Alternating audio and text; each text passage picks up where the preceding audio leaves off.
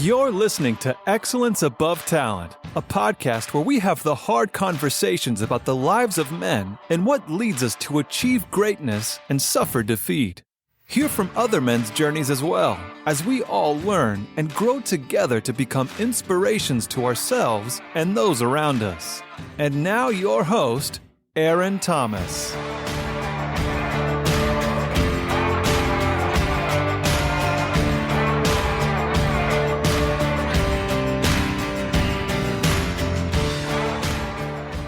What's up, my beautiful people? Aaron Thomas with Excellence Above Talent. I am here with Pastor Andy. Pastor Andy is, you're over what at Hope Alive Church? I'm over the kids, the Hope Kids department, and then all of our volunteer department, the volunteer coordinator. So Pastor Andy does a lot at Hope Alive Church. Like I said yesterday, this is a church that is really making a difference, helping change the community, getting the word of God out there, and showing God love.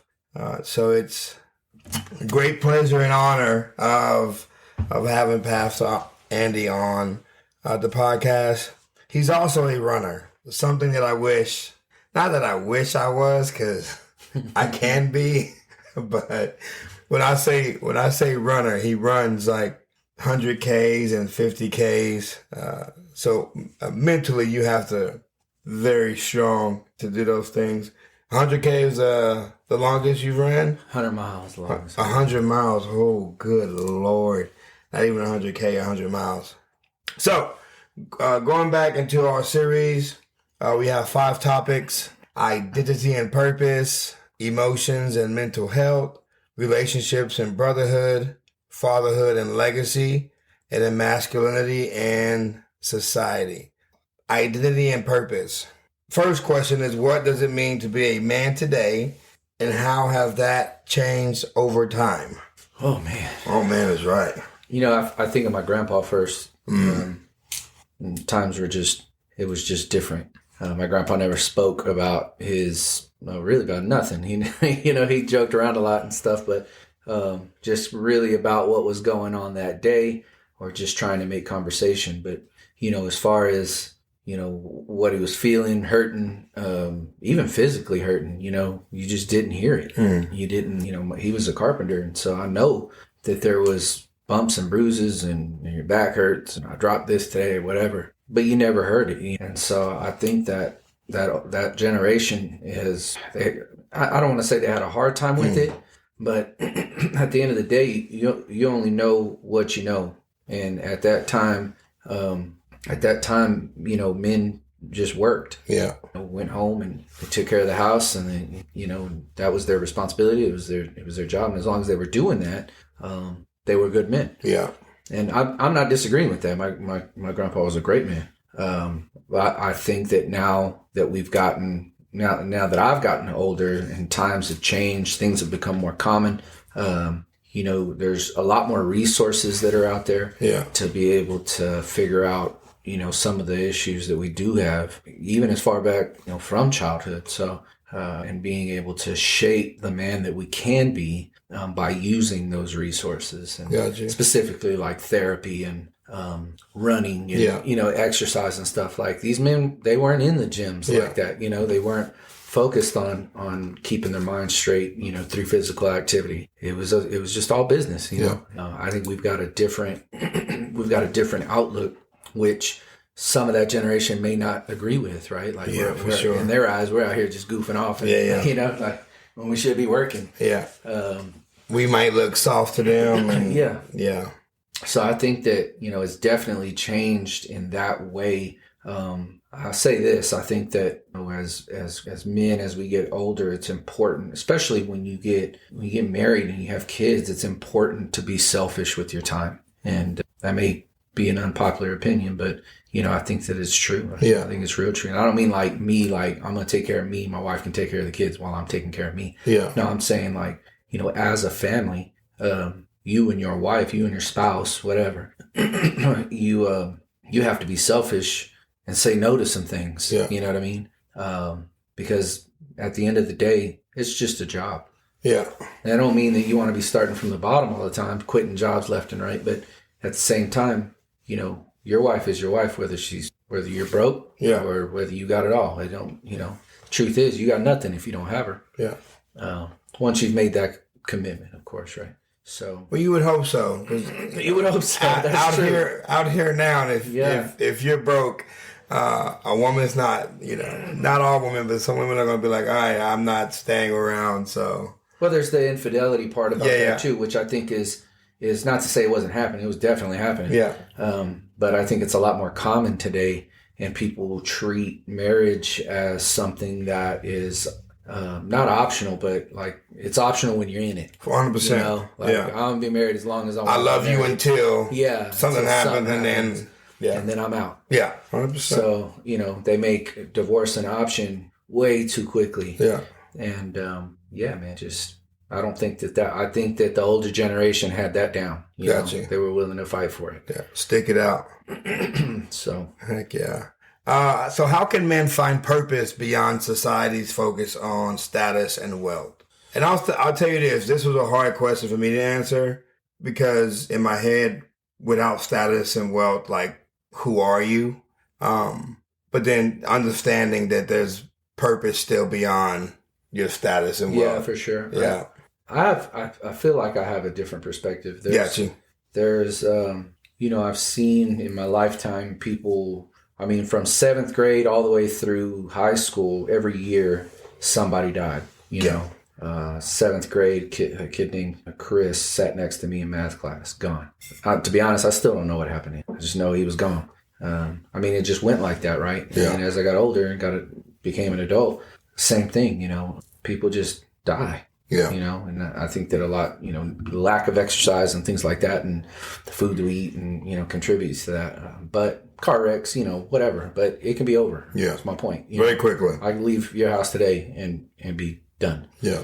Somewhere along the way. And so with that in mind, I've seen it too many times to not have it in mind.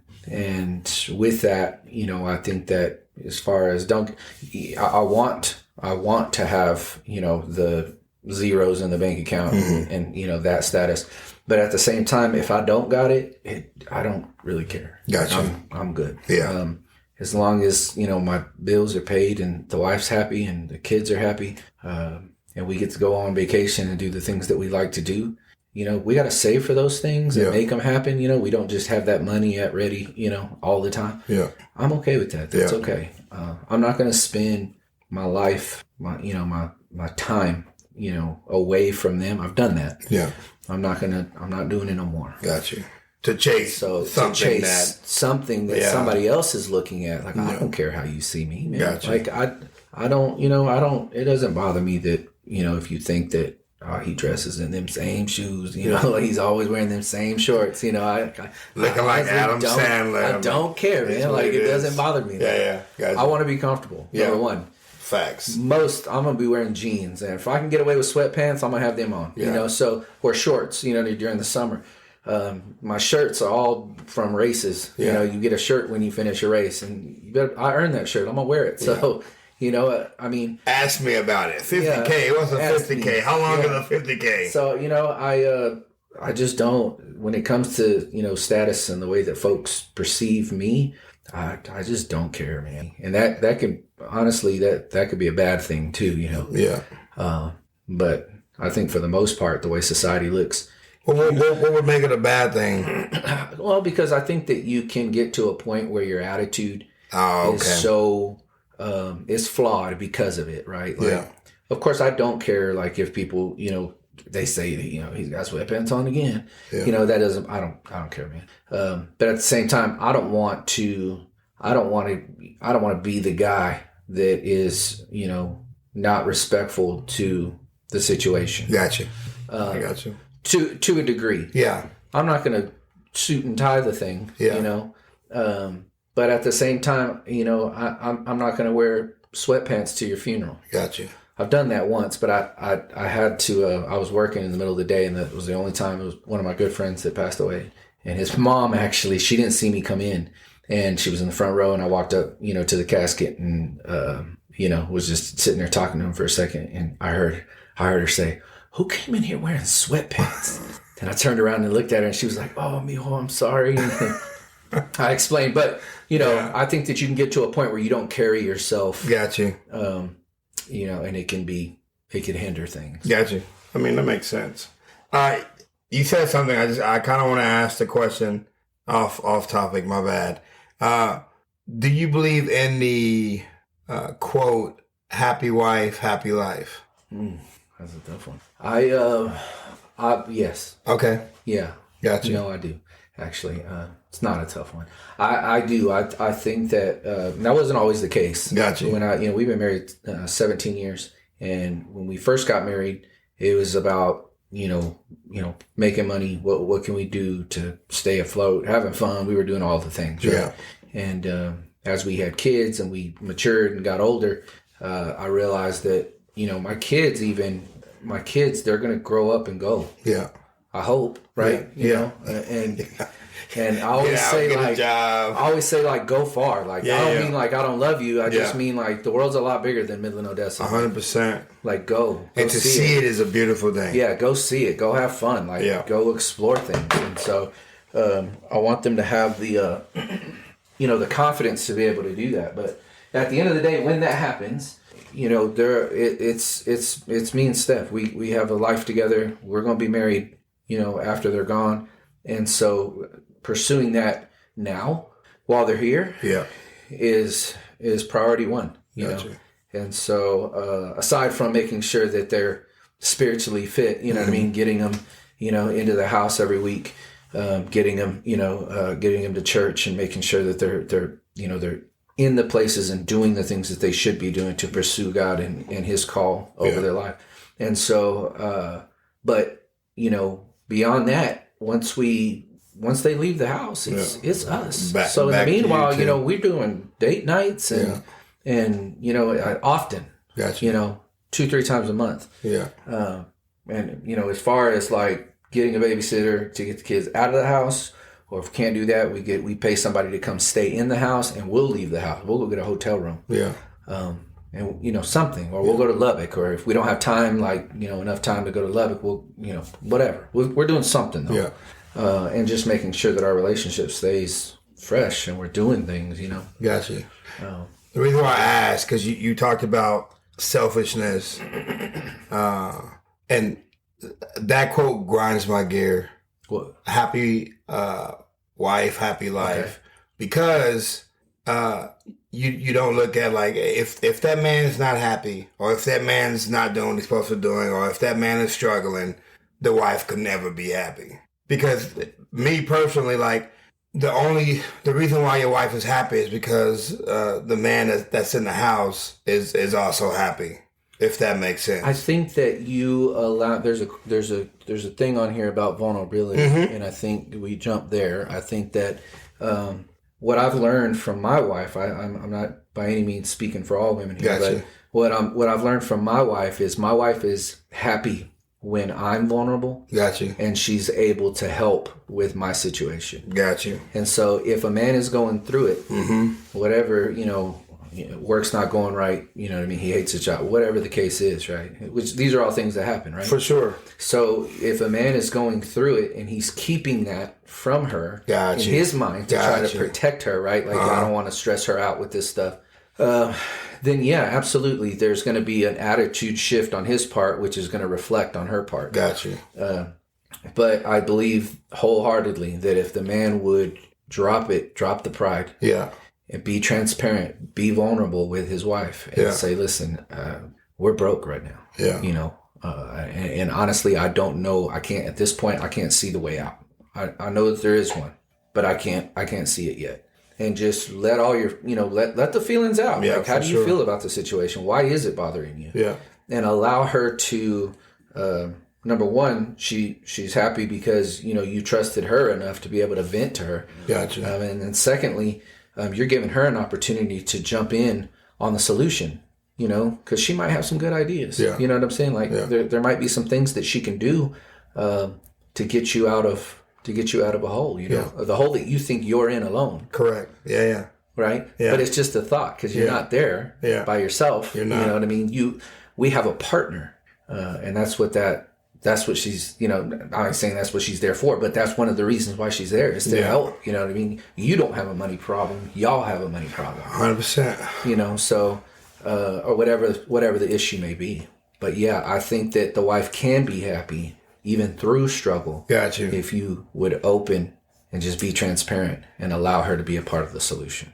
That's a perspective I have not seen. And this is why I love having these conversations, because now you get to kind of go deeper into, okay, hey, yeah, that does make sense. Yeah. If I'm open and vulnerable, and if she's able to help in this process, and I'm giving her being vulnerable and open with her. Yeah. So yeah, that's definitely a different perspective that I didn't see. I'd add to that by saying, there's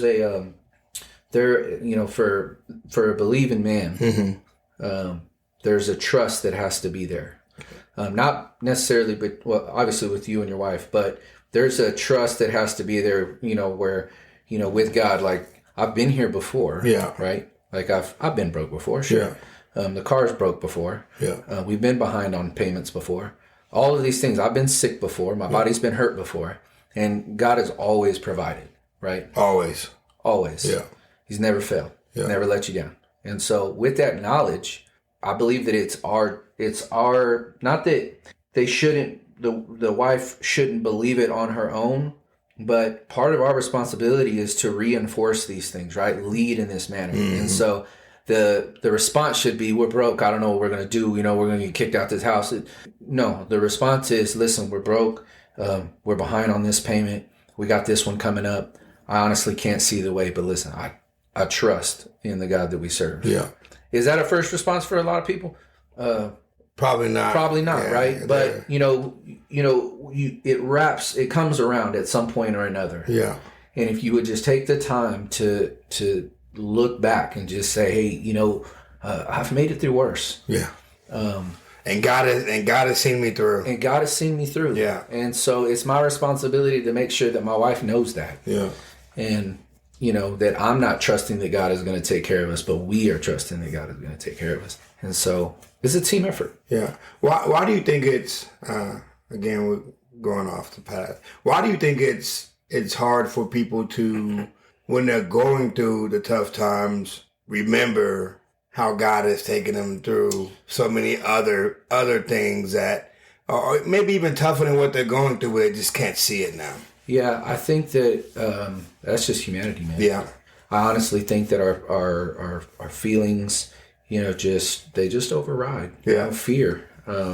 Whether we want to admit, that that's fear or not, the truth is the reason that you're worrying about it is because you are afraid. You're of course you are. You're worried that you don't have what you had. You know what I'm saying? Especially if you've been in a place where you didn't necessarily have to check the bank account before you went grocery shopping. Mm-hmm. You know what I mean? Mm-hmm. And now you thought you'd never be back to paycheck again, and here you are. And that's just, there's frustration in there. There's fear. There's pride. Mm. And it's just a lot. I don't think it's abnormal for our human emotions to pop up first. I know that it's been preached many times, like you got a problem, bring it straight to God, mm-hmm. And I believe that. Mm-hmm. But in a practical sense, our first reaction is to our first reaction is to get mad, get afraid, you know what I mean? Like somebody disrespects your wife, you're not going to stop and pray about it, right? No. Not calm anyway. No. If you have enough strength to walk out the door without doing something about it, that's a win on its own. Definitely a win. If you have the strength to walk out the door without doing something about it in the moment, you pray for it then probably somewhere along the line on the way home or whatever it may take. But your first response still was anger. Yeah. That's just humanity. I believe though that it's just it's important not to beat yourself up on the fact that your emotions came, you know what I mean, and first, you had to overcome them. 100%. We serve an overcoming God, you know what I mean? We are overcomers because of Him, not because of us. For sure. And so, or anything that we did. And so when humanity pops up, some people they'll run with it. And, they do all the things that they shouldn't have done before they turn back, and they're like, man, I messed that up. And it's crazy because I think that's the part sometimes I put myself in. Something bad happens or something's going down and I'm trying to fix it myself and I'm making a mess of it. Yeah. I made it 10 times worse than if I would have just stopped, took a deep breath, and then ask God, like, hey, God, like, it's me. Like, I'm going through this and I'm trying to, find a way out. And I'm just hoping that you can help guide me through it versus putting on that cape to save myself. Because I make the worst God, little g. Yeah. The worst God. When anything happens and I'm like, okay, I got to take care of it. I'm 100% of the time I'm asking him, okay, God, please help me because I have made a mess of this. Yeah. And I think a lot of men, just people in general, but men, they sometimes allow their ego to take over and create more than just going to God. Yeah. Maybe not that day, but like next couple of days. Sometimes it's like months before I realize, I need to ask God what I should be doing. Yeah. And it's usually the total opposite. So some of we're fixers. Yeah. And there's no way around that. You know what I mean? Like that's what we want to do. Yeah. And even after all the years of, being in church and being in ministry, like I still want to handle the situation at times myself. Yeah.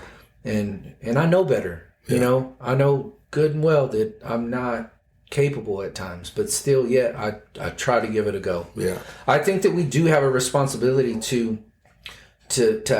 act, for, we can't just pray and then not do nothing. You know what I mean? Like, all right, Lord, like, they're really mad at me right now. I said these things and everybody's mad. I got kicked out the gym or whatever happened. Yeah. We don't get to pray that and say, Lord, help me fix it, and then sit on your butt and do nothing. Gotcha. You know what I mean? Like we have a responsibility to do something. The problem is we do something before we go and ask. And in those moments too, I think that it's important to point out that we do things like, we'll go to God and we'll go to pray, and we're like, Lord, we start the prayer with, Lord, I'm in a mess, and here, here's what I need help with, what I mean, or whatever. And we start asking all, right away. Yeah. And we need to get into a rhythm of giving thanksgiving, and being grateful about the things that we do have. Yeah. I was talking about this yesterday with Freedom in Christ with the guys there, and one of the responses, when I'm injured, I can't stand being injured, right? Like, I hurt something and I can't run and I got to cycle instead. I hate it, right? My mental space gets in a funk and I just don't like it, right? But, rather than jump straight into prayer and say, Lord, I need you to heal this leg because, I got a race coming up. No. I jump in and say, Lord, thank you, for allowing me to do this activity. Mm-hmm. And be able to feel this pain, you know what I mean? Being able to get up and still walk and still move. And you know what I'm saying? Yeah. Like, we have to change the approach. We have to change our response. If we can't, that's with everything. If you can change your response, you can change the way that, you know what I mean? The way these situations tend to go. Your process. Yeah. You take the time to, okay, I'm going to keep my mouth shut and I'm going to listen first.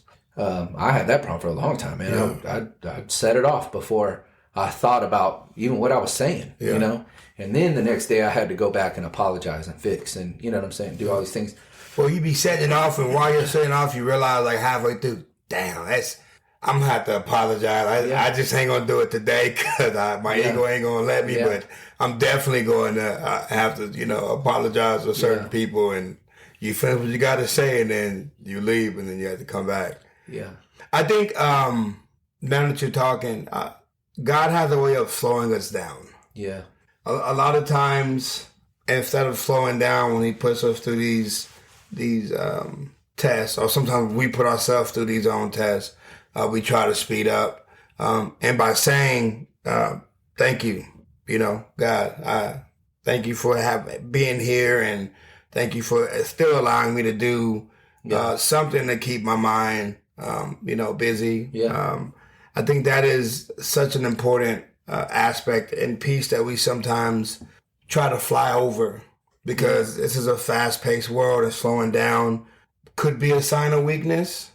From my perspective as a man, like if I get hurt, like, and I can't do stuff and I got to slow down, it feels weak. Yeah. But sometimes in those slowing down periods, that's just God saying, "Hey, this is you're going too fast, and you're not in where I want you to be, and this is just for you mentally to come back into alignment with me." Yeah, I believe it's to teach us patience at times. Yeah, really to not even. I mean, I guess in the fitness world, it's a good example. But when I first started at Hope Alive, there was about a 2-year period where not that I didn't know what I was doing, but I didn't know what I was called to do. Gotcha. You know what I mean? Yeah. Like I knew what I was doing in my job.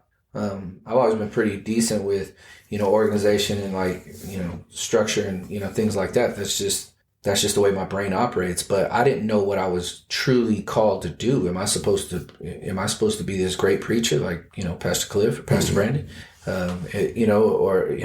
Is teaching more my thing, or which direction? I feel like I knew the answer, but yet I still doubted it. Right? Gotcha. Like I think I knew from the jump that I wasn't necessarily a preacher. Right? Doesn't mean that I don't like to preach. I don't enjoy it. I just don't. I mean, truthfully, I don't envy the guys. I don't envy Pastor Cliff who has to do it. Wednesday's over. He's got to start, working on Sunday. Yeah. And I know the way his mind works, and I know that they don't start Thursday, right? Yeah. Like he's prepping weeks, you know what I mean? Like ahead of time. But just the pressure from that alone, nah, bro. It's a lot. I don't, maybe someday, but I feel like, that is a true, all of it's a true calling, but he knows his role and I didn't know mine. And so I was trying to do these things to fix, that problem that I was having in my mental space because of it, right? Yeah. Because it's just insecurities and comparison problems and, just all these things I'm trying to fix. And in that process, like I finally learned, God just finally told me like, stop, man. Like just do your job and stop. Like everything else will come. Yeah. And it did. In that time, I was going to Freedom in Christ and getting a chance to talk to. If you don't know what that is, it's a men's recovery center. Some of these guys are they're just recovering from alcohol, drugs, things like that. And it's like a little tiny ranch that they get to live on, and it's free. It's free of charge. It's here in Odessa, and so I get to go over there every Wednesday and speak with them. And through doing that every week, I had to prepare something, show up, speak. I have an hour, and so through that, I found myself doing more teaching than I was doing preaching. You know? And then we were digging like deep. We were loopholing or rabbit holing through the Bible. You know what I mean? And man, I loved it. Yeah. And so that's kind of where the ball started rolling. And finally, everything started getting revealed to me. And I was like, all I needed to do was just be patient. Yeah. Accept the process. Stop trying to fix it myself, you know, and just be grateful for the opportunity to be able to do what I'm doing instead of, again, going back to the praying, instead of praying and saying, Lord, show me, just thank him for what I got to do that day instead, Yeah. And so when I started doing that, everything changed. It's wild. Good stuff, man. Yeah. Yeah. Wow. And I can see why things change because you're slowing it down, just saying, "Hey, I appreciate you." Yeah. Because I don't have to be here, but I'm still here, and there's a reason why I'm here, and so I don't, but I'm gonna just show up and continue doing what I'm doing, and everything will work out the way it needs to work out. So, awesome, man. How does vulnerability fit into true masculinity? We kind of went over it, but I think it's everything, man. Yeah. I really do, because in my experience anyway, in my life, I think that being vulnerable with my kids and my wife, people at church, is important. Number one, because people can tell when you're not. 100%. When you're shut off. Yeah. When the walls are up, they can see that. And so, as a pastor, you want to be approachable, and this is something I've really had to work on. Yeah. You want to be approachable, and you want people to be comfortable when they speak with you and talk. And at the same time, your home life, you want to make sure that you aren't being one person at the church and another at home, and true vulnerability allows people to see your humanity while you are operating in your gift. You know, 100%. Being able to do that at the church for folks that, you know, want to get to know me better. You know, it's one of the things when I first met Pastor Cliff, it was one of the things that I just absolutely loved about him and his family. The Pastor Cliff that I talked to at the church was the same one that I got at the house. Yeah, 100%. To the full extent. Yeah. I seen him and Pastor Martha argue it out at the church. Yeah. I seen them do it at their house. You know what I mean? Like, and they both were like, I'm sorry you saw that. Like, and in my mind, I'm like, no, like that shows me like you guys are real. Yeah. You know, there's a human aspect to it. Fight it out. Yeah. You know, do what you got to do. You know, but it really, I think it brought us closer in that time. But for me, I believe that's what people look for, especially when they're new or they've been to a church where that wasn't the case.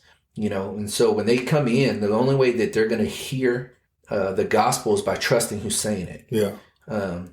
And so if that makes any sense. Yeah, no, it does. So, I think that they need to, because like I said, they can tell.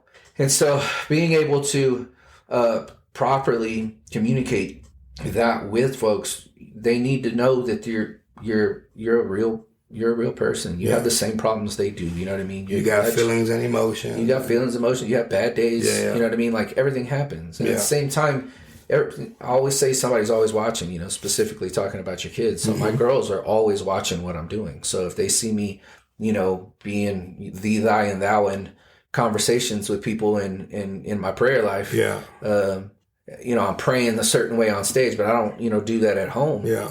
You know, or I act just completely different. I think Dad's fake. Yeah. You know? Kind of lose that respect. Same with my wife. Same situation. So I think that it's everything. Got you. So going into emotions and mental health, how or why is emotional intelligence often left out of conversations about manhood? I think pride. Yeah. I think pride. Yeah. You know, when we were younger and you know, you're in school, high school, and it was almost like it was cooler to be dumb. Yeah. You know, than like if you were doing your homework, you were a nerd. Oh, yeah. Nerd, you know, for doing like, oh no, I got an A, you know, got straight A's going right now. Like, you know. Yeah. There's all these jokes, right? Like, I think it's a common thing, even today. Yeah, it's a common thing. But unfortunately, I think that rolls over into adulthood. Yeah. And so being, on one end, being in certain circles, being the smart guy in the room or the guy with the degree, you know, all these things, the guy that puts that work in is looked down from the other guys that didn't, right? Because there's plenty of men that have all these plaques on the walls and stuff, and they're making their money and they're living their life and living their best life at that. They're doing great. And then you got men that don't got none of that on the wall, but they got probably more money than this dude because they work in the oil field or, you know what I mean? They're doing something out there. One looks at the other like he's better, whether you voice that or not. You know what I mean? There's this comparison, like, you know, I didn't have to go to college to get mine. Yeah. I went to the school of hard knocks. I hate when people say that. You know, and then the other guy's like I just wanted to be smarter. You know, I just wanted to know more. Yeah. And then you kind of get addicted to it. So I don't know, man. That's a hard one. No, I mean, but it makes sense. Yeah, a lot of times we talk about man boxes, and you know we all have these different boxes that people put us in, and if we start coming out of a box to show who we really are, usually guys will let you know that's not cool. Yeah, that's not cool to be faithful to your wife. Yeah. You know, it's not cool to talk about, you know, degrees and stuff like that. So you kind of, you dumb yourself down. You try to act like you're a part of that clique when that's not part of the group you need to be around or be with. I think that when you do that, it says more about you than it does them. 100%. And, you know, for you being able to allow, you know, over our years, there's been people that have been in our circles at times that didn't have respect for our marriage, you know. Or didn't have respect for anything, really. They bring crap and you'd invite them over for a barbecue and they have Coke in their pocket or something. You know what I mean? Like, they just didn't respect your household, nothing. Yeah. And, you know, God has a good way of knocking them people out your circle. 100%. And truthfully, you're going to do a lot of that on your own because not everybody can go where you're going. Yeah. Whether that be in the fitness world, in education, in church, it doesn't, in your career, it makes no difference. There's a certain point of growth where people fall off because they don't want it. You know what I mean? Like, that's your dream, not theirs. They don't want it. They don't understand it. They don't want to understand it. Truth is, they don't need to understand it. Yeah. They can either stay and help or they can go. Steve Harvey, I say this quote all the time, but he said that you got two types of people in the world. You got people that are pushing the wagon and people that are riding it.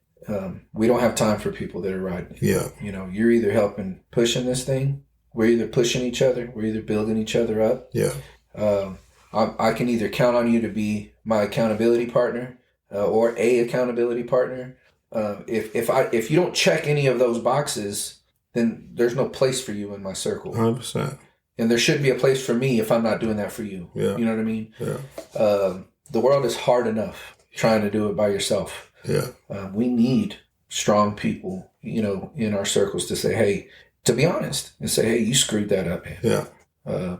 Yesterday when you set it off at the gym, you know, and you did all those things, you were wrong. Yeah. And you need to fix it because we need you. Yeah. You know, and so without those people, there's no oversight. Yeah. And it can get real difficult and lonely. Yeah, for sure. We'll jump into, because we did kind of go off, but I love, you know, I like having structure, but I'm also big on the flow of things. And I think people sometimes need to hear, you know, the backstories of things so that, you know, it all comes together. Mm-hmm. There's sometimes I do a podcast, I'm like, I don't know what the hell just happened. Yeah. From beginning to end, I'm like, I don't, but I mean, it's like, it's like one of those circles. It always comes back and it always ties together. I think that is also pretty awesome. Yeah. I think that's common. Yeah. It happens. Yeah. So we're going to go into, you know what, we're going to stay, I got one more question on emotions and mental health. What are the biggest mental health struggles men face? Or what are the biggest mental health struggles you face? And why are they often overlooked? Well, for myself, I said earlier, you know, you only know what you know. Mm-hmm. And the lack of knowledge in mental health and, you know, things of that nature, they weren't talked about when we were kids, right? Yeah, no, they wasn't.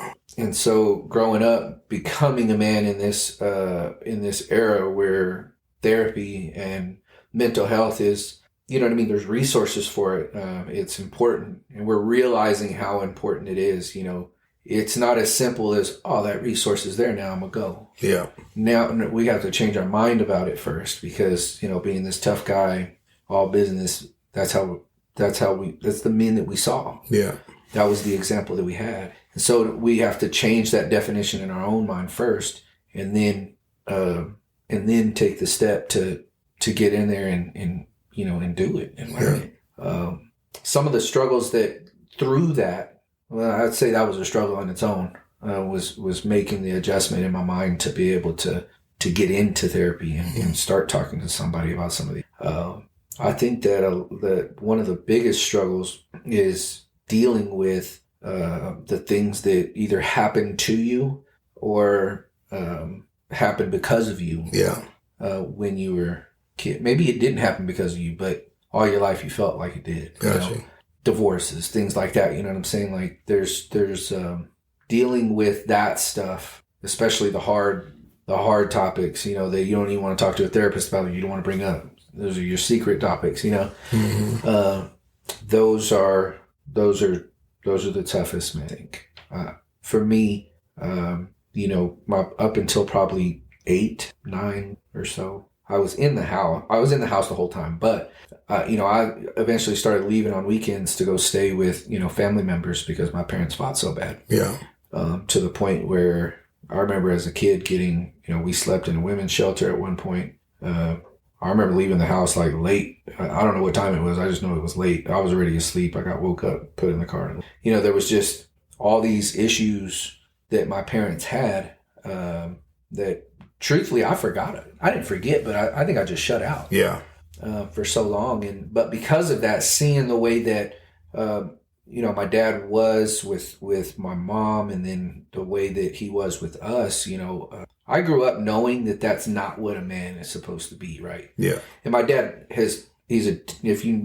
I'm sure you've met him. Like, I mean, he's not the same person anymore, not even close. And so much has changed over the years. It's wild. But at that time, that's the way where he was at. I mean, that's where he was at, right? Maybe that's what he figured out or knew. So learning that the problems that I have now, anger issues and, the things that I've dealt with, learning that it's stemmed from there. Gotcha. Not blaming my anger issues on my dad. Yeah. Right. But just the situation. And so I think that anything that you put your hands to, your car breaks down, it's going to be a whole lot easier to fix it if you know what's wrong with it. 100%. And so therapy is the same way. It's the same thing. And so you work up enough courage, talk yourself in, and you actually get in the door. Then you figure out, okay, I have these anger issues because of this. And once you know why, you get the why, you get the explanation, it becomes a little easier to work on. Yeah. Because you're not working on it blind no more, and so, yeah. Gotcha. So this one about brotherhood. And the question is, what does a healthy male friendship look like, and why do many men struggle to form deep connections? Healthy relationship. I think that, like I said earlier, I think that the accountability has to be there. You need strong men to be able to, and I think it's important to, at times, to be the dumbest one in the room. Gotcha. Like, there's nothing wrong with that. No, not at all. And so you go to the gym, there's always somebody stronger. Always someone stronger. Faster. You go run, there's always somebody faster. Yeah. Or if you're faster, guaranteed they can probably run further. Yeah. Like, it's hard to have it all. Yeah. And so, but having a good balance of that in the friendships that you have, it's just going to push you to be that much better in the areas that you lack. Yeah. I use the gym as a reference a lot, but you know what I mean? Like anything in business, having those good role models, and to, not just sticking to all the serious things, right? But like, guys joke different and think different. And man, you need that. Yeah. You need somebody that you can, you can joke around with, and I'm gonna say it, you can cross the line with, you know what I mean, with some of these things, and get that laugh out, and then that's it. You know what I mean? Like, it's important to have the humor side of things, 100%, as well as the structure. And I think that whether people want to admit it or not, or see it or not, the people that are in your circle are your structure. Yeah. And you're gonna, if you got 5 friends that all cheat on their wives, do drugs and drink, well, guess what? It's just a matter of time. Yeah. So, but if you got 5 friends that are all business owners and millionaires, you're gonna be the 6th one. Yeah. It's important, man, because they're role models. Gotcha. And you are to them too. Yeah. That you're important to the group. You need to know you bring something to the table. You have worth. Yeah. And they want to be around and have you in their circle for that reason. Yeah. So, and good friends will remind you of that. Gotcha. Yeah. Because there's some things like, there's some things that my wife can say all day long that, not that it doesn't mean anything, because it does, but it's like when you tell a kid, like, hey, you can't go here, you can't do this, whatever. And then she kind of blows you off. And then the youth pastor says it at the church. Pastor Brandon says it at the church. Like, oh, that's what you mean. Yeah. Okay. And you're like, it doesn't register. I just said, And so there's the same way, with, when you're grown, your wife could say, you bring so much to the table. Thank you for everything that you do. You're a good man, all these things. And you're like, in your mind, you hear it, but you're like, you're supposed to say, you're my wife. You're just being, not that she's just being nice. She may truly believe it. Yeah. But you hear it different. Yeah. When a good friend, a good male friend comes to you and says, bro, you're killing it. Yeah. You're doing so good, man. I've noticed so much growth. Like, it hits different. It does. And so it's just, accountability. Yeah. Fatherhood and legacy. What makes a great father, and how can men heal from their own past to be better parents? I feel like you've kind of already covered that second piece of it. Mm-hmm. But the first piece, what makes a great father, is what I would like for you to expound upon. I believe that time makes a great father. I think that my girls don't know what's in the bank account or what's going on at the job. And honestly, in their world right now, they don't even care. Yeah. You know, they got so much going on. So, you know, being a father is setting them up for success and making sure that they have every resource to be able to do that. Gotcha. In a responsible manner. I know guys that, you know, all they do is work. And when it comes to money, the family's set. Yeah. Like, there's no need for the kids to even work if they don't want to. You know what I'm saying? Like, but it's not all money. Yeah. Right? It's time. These same men will tell you, you know, I never got to see the Little League games. I never got to go to the baseball, soccer, football games. I never got to, you know, teach them how to do simple things, you know, to change oil, you know, a tire. A lot of these boys are growing up and their parents got a whole lot of money, and the response is, we'll just buy a new one. You know, we'll tell our pops, we'll go get another one. Well, I got to go get another one. Instead of, this is how you patch a tire. You know what I'm saying? Dad wasn't there to teach him that because he was off working so much. I think that the time that you invest is more important than everything, because the legacy that you're going to leave behind isn't one of, well, my dad worked hard. Yeah. That may be true. Yeah. And he left us set up for success. And then they ask, well, who was your dad? Well, I don't know. Yeah. You know, I think a good father is great at communicating who he is, what his beliefs are, what his values are, and instilling those into his kids. At the same time, still making sure that they have every resource for success. This doesn't mean everything they want. Gotcha. You don't need an Xbox to get into college. You don't. No, but you need structure, and you need, you know what I mean? Like, you need a push, you need encouragement, you need, you know what I mean? You need tutors sometimes. There's all kinds of stuff that you may need to get you there, but the point is get you there. Because at some point, I'm going to check out, and it's on you. Yeah. So I'm going to become selfish, because that's, you know. Did I prepare you enough? Definitely, yeah. If I did, you should be all right, or you will be all right. If I did my job, yeah, you'll be fine. Yeah. And so, am I a perfect father? Absolutely not. Yeah. But that is something that I strive for. Last question. It's a doozy. So I say it's a doozy. It could be an easier question for you. How have feminism and gender equality reshaped what's expected of men? Honestly, I think it's put men in a box. Okay. I think that you know, we have to. I'll go as far to say too, I don't think it's just men. Yeah. But I think that everybody ends up having to tiptoe around these topics. Yeah. And because we have to tiptoe around these topics, because if not, then, you know, the backlash from your answer or your it's bad, right? Yeah. Could get canceled. They make you out to be this horrible person. Forget getting canceled. Like, I wish I, could get canceled at times, but there's, it's more of, there's more to think about whenever you're a father, because it's not just, if people are mad at Andy, I'm okay with that. Correct. If they're mad at Steph or one of the girls, that's a different story. Because it's something that I did. Right? Got you. Or said. Yeah. No matter how much I may believe that it was the truth and it needed to be said, there's still going to be backlash that they're going to have to deal with because of me. Yeah. And that's what's hard. Got you.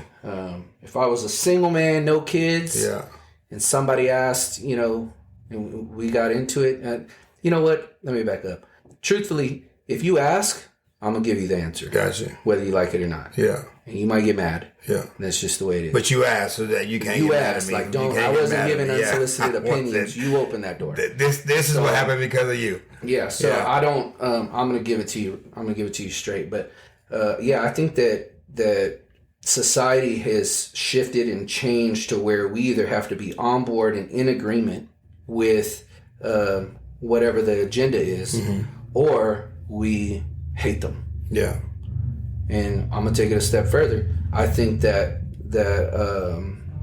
differences in race are the same problem. 100%. We can't have simple conversations anymore about, you know, black versus white or brown versus, you know what I mean? We can't do it. It never ends well. Yeah. It never ends well because this is one of those taboo topics. It's turned into one of these taboo topics that you either have to be in there's no being on the fence about it. You're either in and helping with the agenda or you hate those people. Yeah. And that's just not the truth. Correct. You know, you think about politics and things like that. You know, I don't agree with everything that the last president did, right? But there was some good things that he did, right? Yeah. Can I get behind everything and would I sign my name on everything that he did? Yeah. No. Yeah. Would I do that, you know, with a Democrat? Would I do that with a Republican? No. Yeah. You know, and I don't think that this is any different when it comes to feminism. Man, that can be a fun conversation. Yeah. You know, if you play it right. They, you know, that and transgender and just the whole LGBT 17 letters. Yeah, I don't even know anymore. Yeah. You know, you either got to be in with and in agreement with the lifestyle, or you got to hate them. Yeah. One of the two. Yeah. Because no matter which direction you pick, at some point, some party is going to be mad at you for it. And even if you play it down, you know, the middle, there's still people going to be screaming, you got to pick, you got to pick, you got to pick. Yeah. You got to choose which side you're on. Yeah. Which could be frustrating because I don't got to choose anything. Yeah. You know, it's you're living your life and that's the life you live. And I can just tell you what I know and live the life that, you know, God has created for me. Yeah. And that is it. So, yeah. I think that with the most frustrating part for me with the whole transgender is the what do they call them? What are your pronouns? Pronouns. Yeah. Couldn't think of the word. Yeah. That, you know, you can call yourself what you want to call, but don't ask for me to pretend with you. Yeah, for sure. And that gets so much. People get so upset about that. Yeah. Well, these are my pronouns. Yeah, they're your pronouns. Yeah. But I'm like, as a human, you woke up and you chose to make those pronouns your pronouns. I'm still human, and I still get a choice between do I call you by your pronouns, or do I call you by how I see you? Yeah. Yeah, I think we look at the facts in all the situations, right? So with you know, from the transgender side, and then even feminism side, there's arguments that I think are valid and a lot that aren't. Yeah. I do agree that there's a lot of places where women don't get paid as much as men. 100%. That's a problem. Yeah, it is. And so there's a whole lot of over the top with it, though. Gotcha. You know. And so I believe that there's a lot of places where, I don't believe, if you look at the facts, there's a lot of places where the opportunity to make the same type of money is there. Yeah. But there's a lack of something. Gotcha. A degree. Now, it could be a degree or years of experience or whatever. But, you know, if you aren't willing to, you know, go back to school, get the degree, you know, that person has. For both sides. Yeah. You know, as a man, don't whine about, you know, not having the job, the position, the money, whatever that this female is making. Yeah. When you didn't put the work in. Like, shut up. You just assume because you're a man, you should get it. You should get it. Like, calm down with that. Yeah. So, I look at the facts. Look at all the facts. And, you know, if you woke up with some male parts and you want to call yourself a female, that's your prerogative. Do that. Like, whatever.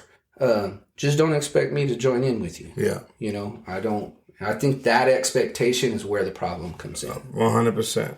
Because it's not like I despise or hate you because that's what you're choosing to do.